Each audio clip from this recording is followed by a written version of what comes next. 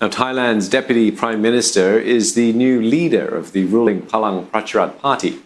Prawit Wongsuwan's appointment comes after prolonged infighting behind the scenes. A widely reported cabinet shuffle now looks likely. Saksit Sayasombat explains what went on behind closed doors and how this will affect the Thai government. The leadership transition of Thailand's ruling Palang Pracharat Party is almost complete as Deputy Prime Minister Prawit Wongsuwan has accepted the party's invitation to become its leader with the hope of ending weeks of infighting among its own ranks.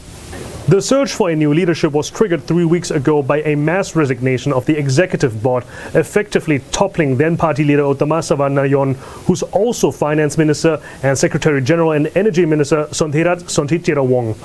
This has publicly revealed a long-simmering clash between the different factions within the party, and that move is seen as a weakening of the technocrats from the previous military government. Prawit has already been brought on as the party's chief strategist last year, but ultimately has been pulling the strings behind the scenes for quite some time, having been part of the previous military government that took over powers in the coup of 2014.